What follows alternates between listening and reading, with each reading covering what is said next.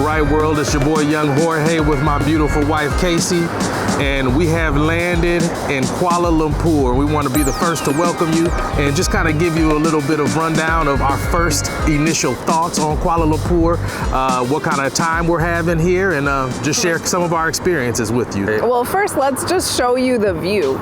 Well, okay, yeah, let's show you the view. Check out this beautiful. Check out where we're at. Check out this beautiful view. We got the Petronas Towers over here. We got the Saloma Bridge. The Saloma Bridge, which connects KLCC, which is the core center of Kuala Lumpur. The first thing is I want to talk about is our accommodations. When we got here, we had an Airbnb schedule. We got to the Airbnb. It was in a different side of town that we thought it was going to be on. I mean, I hate to sound like naive as a tourist, but it was a little bit more run down, I guess, for lack of a better word, in the area than we thought it would be. Once we got up to our unit, it was just not good, y'all. I think it was a lack of cleanliness on the Airbnb side. And maintenance. Yes, I think maintenance. Like the faucet was broken. Yeah. Initially, that's the first thing, we wanted to do was wash our hands, and immediately you go to open the faucet and it's basically gonna fall off. So it gives you it's just not a good first impression right away walking in. And I do wanna tell you, so this was south of Kuala Lumpur in an area called Pudu. We're not really familiar with that area, but that is initially where we landed, and we just learned quickly that we needed to be more in the core of the city where we are able to walk around and feel comfortable being out late at night. It just didn't seem like we were going to be able to get comfortable there. And so just kind of a warning to everybody and a heads up. It might not hurt. For us, we're doing slow traveling, so it might not hurt to maybe land. We ended up staying at the 4 Points by who is it? By Sheraton. By Sheraton. Which is a Marriott hotel. Yeah, but Marriott hotel. We ended up staying there just to kind of get our bearings, learn the neighborhoods, and then figure out where we wanted to go. We reached out to a couple Airbnbs to kind of preview the inside of the units before we made our next decision on where we wanted to stay. We didn't want to end up booking someplace and end up in the same scenario. So a word from the wise, I would say land, maybe stay at a hotel for a few nights, maybe 3 or 4 days, then kind of look at some Airbnbs. We even walked on the outside of the buildings to just kind of see what age and what kind of deterioration we saw from the outside of the buildings. And so that helped us kind of hone in on where we wanted to be. And when we saw our current Airbnb, we knew we would feel comfortable here. I think also our money goes far here. You typically can get 5 Malaysian ringgit for every US dollar. Just to put in perspective, this was a very, very nice Marriott hotel. What we would have paid in the US, it was drastically less, and so we had a really nice accommodations. We were able to kind of get rid of our jet lag. We were still not feeling 100% from Turkey, and so it just gave us a moment to stop, kind of get our bearings, troubleshoot where our next location was going to be, and it was also our son's 2nd birthday. Yes. So it was important for us to be able to pause as a family and just enjoy the time instead of feeling like we had to make quick decisions and maybe be unhappy with the next spot because we moved too quickly. I guess that kind of segues into our next topic, which is the walkability. How do you feel about the walkability being here in Kuala Lumpur with 2 kids? I think they're very family and handicap accessible as much as they can be. So you have to remember that Kuala Lumpur is a city that's been here a long time, but it's been developed a lot over the last 40-ish years. So they're becoming more accessible, but by far way more easy to transport with strollers compared to some of the other locations we've been. Now, that does kind of lead me into my next topic, which is the traffic and kind of being a pedestrian. You really don't have any right of way as a pedestrian. Cars are zipping in and out of traffic. There's a lot of motorbikes around. So it really, you really got to be paying attention. And especially us pushing the strollers, we just got to really make sure that we're paying attention. And when you come, you need to too. Now, I will say though, like she said, there are a lot of ramps and things to go around, so they do make it easy for you, but there's just some times where your back's against the wall and you might have to carry your stroller up a few flights of stairs, but we're used to it wherever we go. I highly suggest not jaywalking. Use the crosswalks. Yeah. The cars, I mean, even when we've been in a Grab, we've seen pedestrians risking it and trying to get across the street, and I mean, there's been some close calls. Yeah. It's very busy, especially in between the hours of 4 and 6 p.m. You just really need to use the crosswalk. So our next topic we want to talk about is one of my favorites, as y'all should know by now, but it is the food.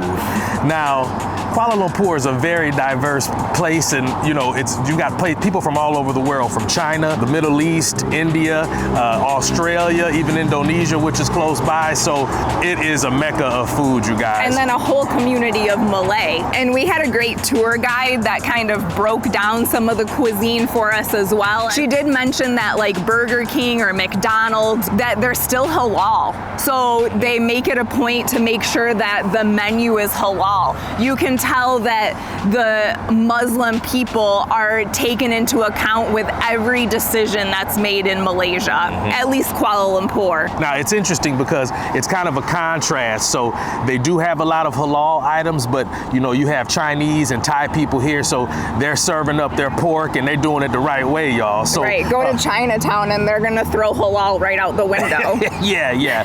I think that if you have a dietary restriction of some sort, or you want to gear yourself towards a certain diet, it can be easily done in Kuala Lumpur. There's so many options. A big eating area is really the food courts of the mall, yes, or hawker centers, and so that there's just such a variety of food for you to pick from. So George and the kids may want to eat one place, I may want to eat somewhere else, and it's totally doable, and really it's a fraction of the cost of what we would spend back home. The people, all right. So, one of the things I love the most about Kuala Lumpur is the diversity here.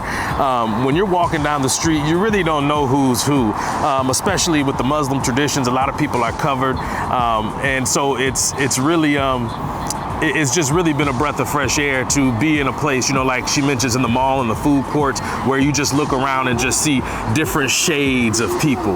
Growing up from America, I'm just so used to seeing a sea of white folks. Wherever I go, a sea of white folks. And it's interesting because we're both minorities here. Yes. I think it's always interesting when we get to a place where we both feel that way. Yes, definitely interesting. And we encourage it. That doesn't put us out of our comfort zone. I think it actually challenges us, and it's something that we crave in life. And I think it's important for the kids to see. Oh, 100%. A lot of people, diversity is a key term, these days. But a lot of people don't really want diversity. It's more of a talking point. But for us, we like being in places where we're on edge a little bit. Sometimes I don't know the rules. I don't know, how to conduct myself sometimes when you're in a place where, you want to be respectful to everybody else's beliefs. You don't want to be drawn unneeded attention to yourself. And you want to be respectful. Of everyone's culture, Yeah. We're in their land, so we want to make sure that we abide by their rules. Totally. and the way that they function from day to day, because really that's why we slow travel, is we want to become a part of that city or the place that we're at. It's important to us. I told her she got to leave her G-string bikini at home. She want to bring her G-string bikini out. I don't even own. I am a mother of She needs to cover these shoulders up too. She love having her shoulders and her back out. No, I will say that though. Prior to coming here, I wanted to make sure that I had the right wardrobe. And I will say that although there are women that are fully covered, there's plenty of people that are not. Yes. Totally. And so I have never felt like I'm kind of putting myself out there in a tank top or biker shorts or a dress. I haven't felt that way. Even if there's a woman in the pool that is completely covered, yes, I don't feel like she's looking at me that I'm doing something wrong, nor am I looking at her. I'm actually intrigued and want to know where she got her swimsuit from. All right, so the next thing we want to talk about is the weather. I think we didn't know, we've been to Indonesia before, so we kind of knew what to expect on that front. But it's been more of the same. It's very hot, very humid. It does rain about once a day on average. Now, I think we are in a higher rainy season right now. It rains a lot. You have to plan accordingly. I just felt a drop as soon as I said that too. But it doesn't damper anything. No, it doesn't. We went to the night market last night. It started raining as soon as we literally ordered the grab. Yeah. And you just roll with it. You have your rain jackets or your umbrella. You're prepared for it. And honestly, it tends to cool it down for a hot second, and then, the humidity kicks in. But no one is bothered by it. Everyone goes about their day. It's just a part of the weather. Definitely hot in the 90s every day, and definitely humid. So just be prepared to sweat. Our Westerners, they know you're going to be extra sweaty. So just already plan on it. Don't feel no type of way about it. Bring a couple changes of shirts, you'll be good to go. Things are really family-oriented, family-friendly, and kid-friendly. We haven't had any issues, and everybody wants to, touch our kids and rub their hair. Georgie has the curly hair like his dad. So, everybody loves Georgie's hair. So kids are welcome here. Families are welcome, and it's families from all over the world. So it's really been a blessing to be around all these people who are just in a good mood and just happy to be alive. And, you can just tell people are in a good mood out here. There's also been signage that to give families priority access if you have a stroller. Access, so like elevators, even when you're walking, like on the sidewalk, there's certain sections that are designated for families or handicap or elderly, which I think is amazing. If that's a part of your culture, it just becomes ingrained in your head, which it should be, but we're all in such a hurry. We've got our heads down on our phone. We're not paying attention. And I think it forces you to look around and see who's around you. And so from a mama's point of view, that makes a big deal. Yeah, and I will say one of my pet peeves has been here is that people who are waiting, that are fully capable of walking, and they're waiting and trying to cut off families who are hey, it's a family with a wife and 2 kids and your husband, and they're trying to get on the elevator, and you've got somebody standing there who wants to get on the elevator, and they're frustrated. It's bro, take the stairs. And I just want to put out that we do these YouTube videos because we watch YouTube videos a lot, and we don't really find a lot of content on slow traveling with children, especially at the ages that our kids are. So we have a 2 and a 3-year-old, and we get a lot of comments as we travel that they don't see people traveling with these young of children. And so I just want to make it a point that we're trying to get this content out for the other people that might have this thought and they don't know where to start. And so if you feel like this is something that you would like to do but you don't know how to make that plunge, that's really why we're trying to make these videos, as well as trying to make sure that we remember the time that we have here. All right, y'all. Well, from the right destination, Jorge and Casey, we wish y'all the best. Stay healthy and safe. And then I just want to show you what the pool and a good meal does to your children here.